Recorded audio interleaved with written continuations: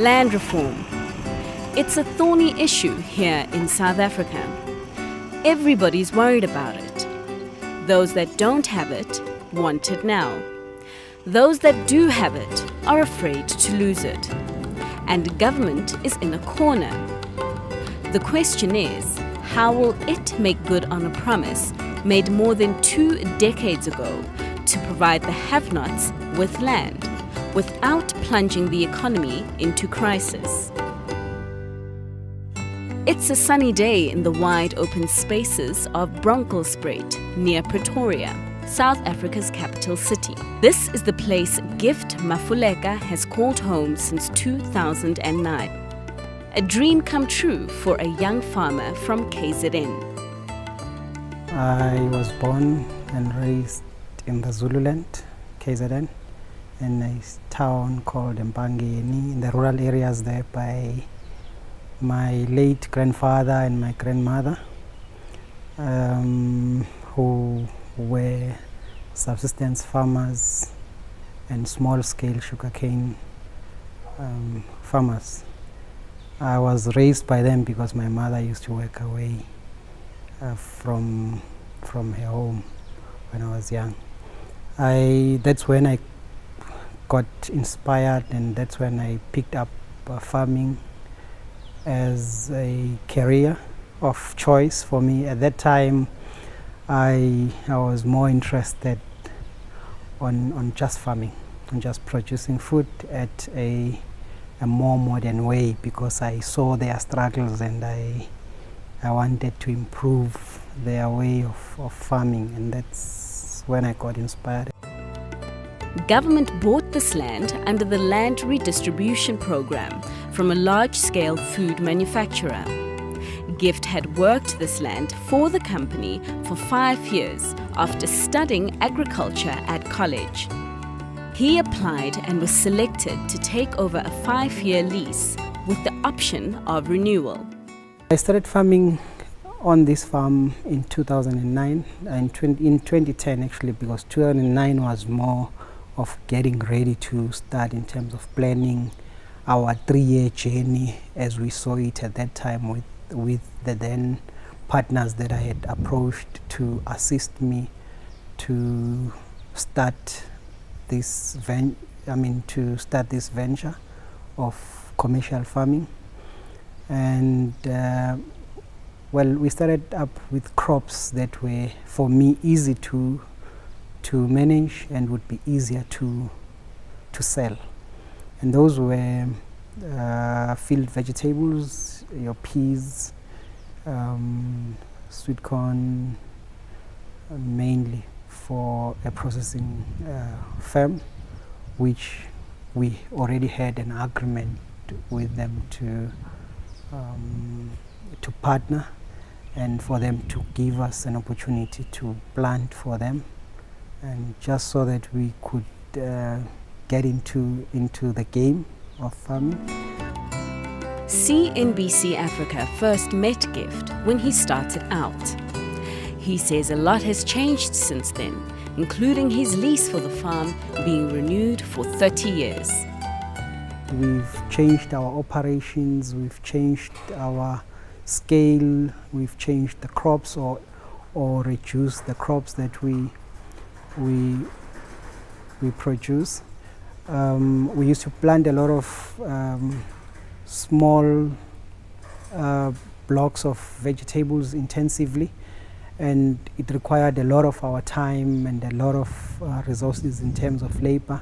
So we cut that out and we focused on field crops, and we reduced our grain production to the size that can match our resources in terms of equipment and finance that we can attract. And the focus has been more now on increasing yields and trying to get more from the small area that we have. This is one of the maize fields on Gift's farm. White maize like this one will be bought by food processing companies to make things like pap, a staple food enjoyed by many South Africans here. Fortunately for consumers, food prices are expected to remain relatively low this year because of good rains across most parts of the country that have secured a decent crop. But Gift's success was not without struggle. As seasons changed, profits sometimes waned. When I took over this farm, it was not an operational farm because it was used as a base farm to park equipment and do some trials. I had to make this farm work, but in doing so, I didn't know how this farm was set up from the first place. I went in here taking up on the farm that had infrastructure, it had irrigation and all of, but I didn't know that when they put up that center pivot, the 50-hectare center pivot, the intention was not to irrigate intensively. The intention was for supplementary irrigation. There is a very important aspect for me to become efficient in using that center pivot or that system. But those were just few things that I could pick up and make changes as quick as before I had to start paying in on those setups. When I took up this farm, there was a 200 kVA Eskom power, which now could cost you over 6,000 rands a month just on rental of the transformer. I didn't know that, you don't need such power. Whoever that was using this farm before needed that kind of power. But for me, a small farming enterprise, I needed perhaps quarter of that power. Gift believes the lack of a proper handover to emerging black farmers is one of the reasons government can't count more successes under its land distribution program. In my view, we will never be successful as new occupants on farms for as long as the transactions are not business. They are just land redistribution. They will never be. And then who is normally blamed?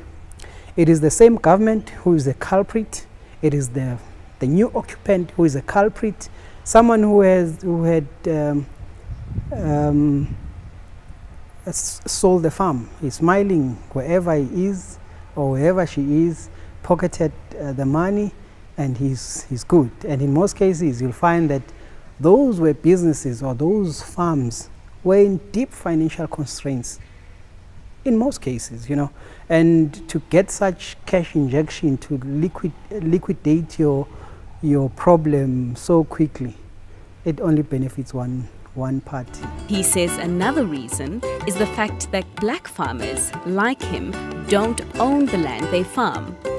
This makes it hard to get money from banks in times of crisis. What would make things different is freehold of land,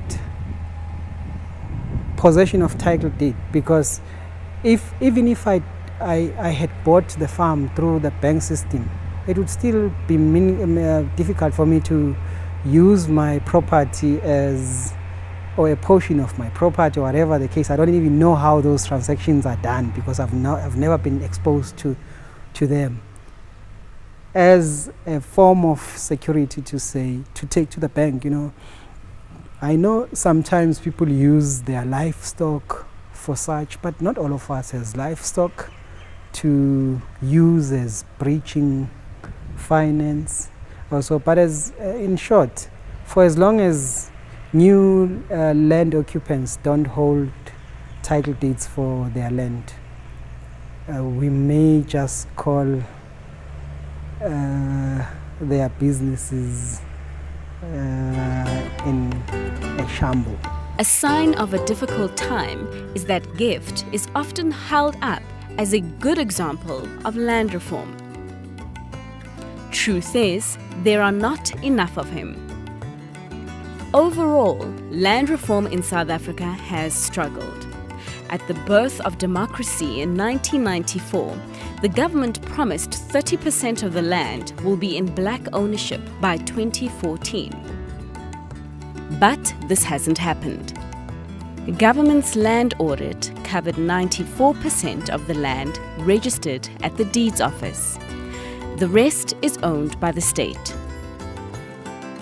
Government's land audit shows the majority of privately owned land is still in white hands, followed by Coloureds, Indians, and Blacks, followed by trusts, companies, and communities. It's understood that the same individuals own most of these companies, trusts, and community-based organizations.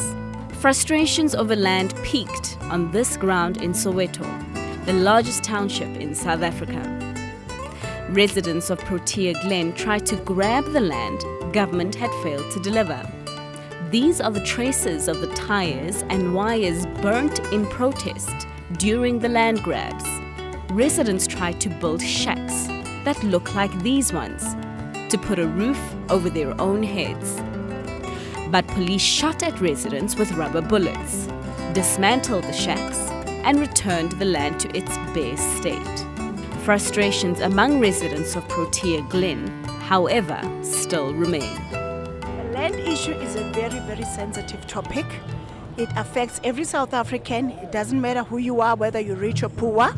But the saddest thing that I find with our government, it's been 25 years.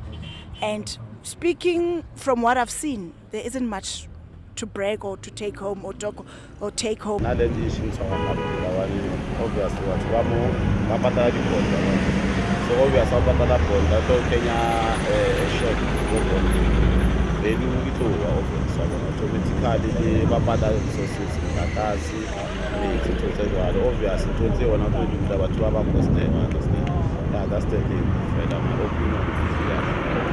the government has totally not done enough in terms of, like delivering on the promises that they made, It's like how many years later, 24 years or so, we're still grappling about the same issue. Like people are still complaining, people still don't have places to stay, farmers still don't have land to farm, and I'm talking about the black farmers. So definitely the government has not done enough. I understand that people don't have a place to stay, but coming this side, want to invade a land that doesn't belong to them is a problem on its own. Like we're paying bonds. So imagine if somebody comes here and put a check, the value of the place will actually go down, you understand? So I think it's not a good thing at all. Government is starting to feel the pinch of its failures to give the people the land as elections draw nearer. After the break, we find out what government plans to do to fix its past mistakes, and we also hear what experts think the best way to address land reform is.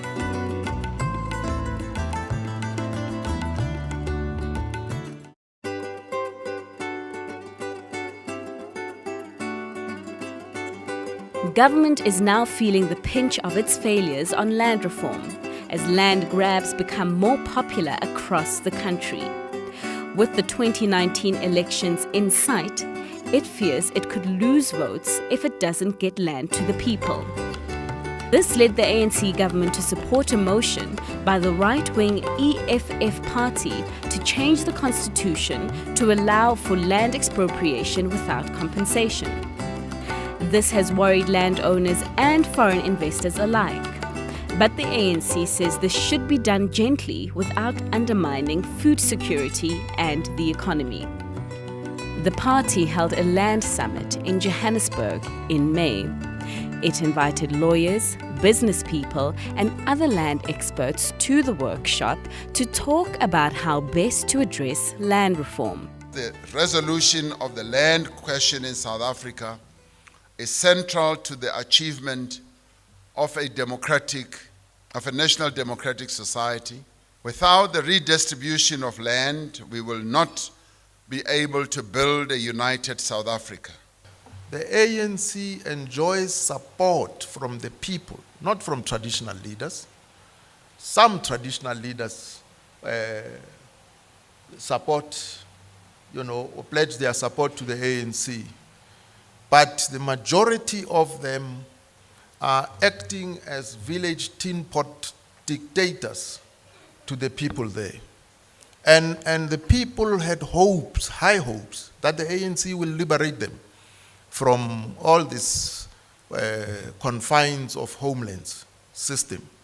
But clearly now, we are now the ones who are saying, no, the land must go to traditional leaders, not to the people.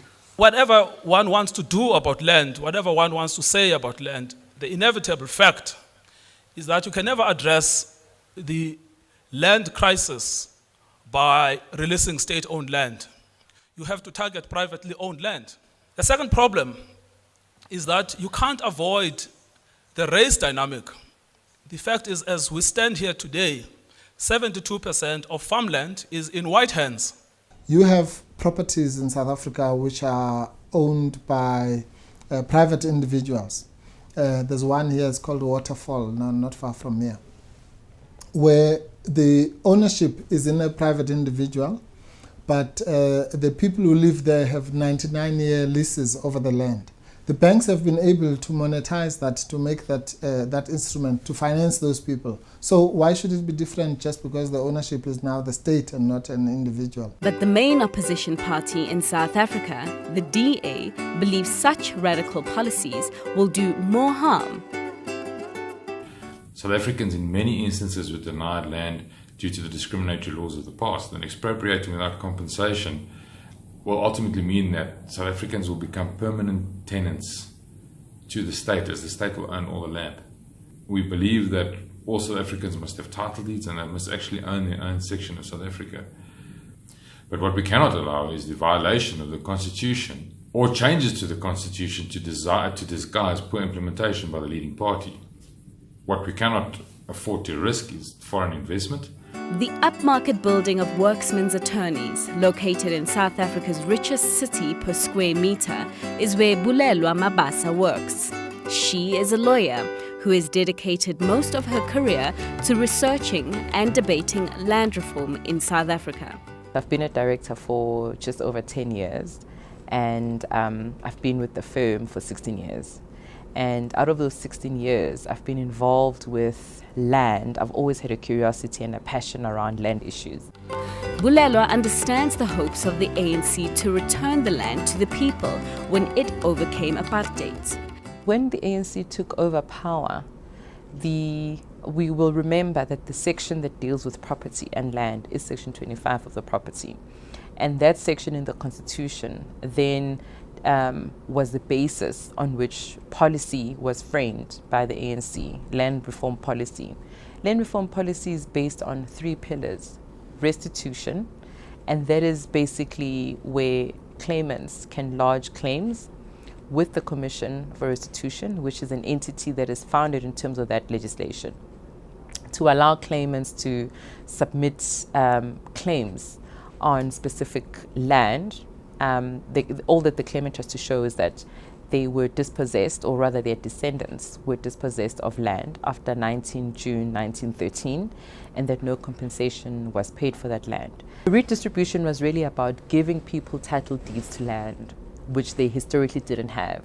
The second part of land redistribution is around emerging black farmers, which has also been a project that hasn't quite worked as well as it should have. The third pillar is what we call tenure reform. The third pillar is really about ensuring that the rights and land rights of people who work in farms or labor tenants are elevated so that they one day acquire land rights. But she also understands where it went wrong. Issues around education and health became at the forefront of what was the immediate those were the immediate needs of the time, that I think land just kind of became the stepchild. It just was not a priority. Since 1994, government spending on health has soared 974%. The rate of increase in spending on education has followed closely, surging 835%. But the pace of spending growth on housing and communities has been a lot slower. it has only increased by 286% since 1994. While most people agree that land reform must happen in South Africa, where inequalities between rich and poor are the highest in the world, government is not clear on how it will improve on the failures of the past. TP Nchocho is one of the people who will watch closely. He is the CEO of the Land and Agricultural Development Bank, which lends billions of rands to emerging farmers. TP's interest in land reform dates back long before his appointment at the state-owned bank in 2014. I was born on a farm outside the town of Tienezen, Masilonyana in the Free State. The owner of the farm, I'm told, was a certain Mr. Potgieter. Like Bulelwa, the lawyer at Workmen's Attorneys, TP also believes expropriation without compensation is not the quick answer to fixing the land problem. Any government can go ahead and expropriate land whichever way they want today. They can go ahead and expropriate land without compensation and so on and so on. If that program of making land available is not accompanied by appropriate planning of farm development, appropriate financing support to the sector, appropriate technical advisory services as I've indicated, appropriate marketing assistance efforts, as well as appropriate access to infrastructure such as water, I'm afraid that land availability program is likely to come to naught. He also warns it could be tricky. When you expropriate a piece of land and a bank has a mortgage bond on that land, as I've just indicated, the land bank has more than 43 billion in loans. The question is, what does government do with that debt that is owed to a bank? The default situation, I imagine in that situation would be that government itself, through the National Treasury, would have to compensate a bank. Where does the National Treasury get 160 billion rand? And I'm now assuming a worst case scenario where every piece of land is expropriated without compensation. In the second instance, the danger that lurks in this whole thing is that it means then the entire mortgage bond financing system by the banking sector, I think, would virtually collapse. Because why would you lend money afresh into a new environment where there is likelihood of expropriation happening without compensation to you as a lender? Agricultural economist Wandile Sihlobo is well respected in many corridors, including those of the ANC government, who know his research well. I started off not really thinking that I would be an agriculture economist. I registered accounting at university in the first year, but somewhere towards the end of the first semester, that's where I changed and I went on the agriculture economics. And what's really attractive about this space was the issue, obviously, of the economic side of it, the business of farming, and also just the environment, the farming as a whole. And at that time, if you look at it around about 2008 or so, that's where we were going on a global food crisis and all of that stuff. So there was a lot of interest within the farming sector. For Wandile, land reform cannot be successful if the land doesn't come with property rights. More broadly, you're looking at the land reform. It's very necessary in South Africa given the historical issue of the country. But where one differs the most about is the instrument on how we actually get to be there. Because you want to make sure that you do land reform in a sustainable way, and the fact that those who get to benefit on the land reform one, they get to get in there in the sector and continue to thrive and do well. Either it's on agriculture or just the normal land you're using on a residential and stuff. But with the policy of expropriation, there's obviously a number of key issues, but one of the key one for me, particularly on the economic one, is around the issue of property rights. Because that's the intrinsic value of telling whether the land can be used for something of economic benefit. Can you be able to borrow from the bank against the land and be able to invest and do all sorts of things? This policy seems to me as if it could undermine the property rights. He believes the lack of rights to the land is the main reason why many land reform programs in African countries like Zimbabwe have failed. Globally, there's just over 4 million hectares of land that is unused and arable for agriculture. And you find that about 45% or close to 50% of it, or just over 200, is in Africa. And much of that 200, 45% is in sub-Saharan Africa. You see that countries like the DRC, Congo, Sudan and stuff, they have vast amounts of land that is unused. And even some of our neighbors like Zambia, you find that there's just north of 8 million hectares that are unused in those areas. But when you look back to the DRC, which owns, and Angola, which has abundance of unused land, most of those areas, land good for agriculture, but the issue gets to be on governance, on conflicts, lack of title deeds or ownership on those things. So all of that is what hinders investments. Back in Bronkhorstspruit, the foot soldiers continue to get up in the morning to work the land. Land will be a bigger and more emotive issue, not just in South Africa, but also across the continent. In the run-up to the elections, political parties will be wielding it like a sword.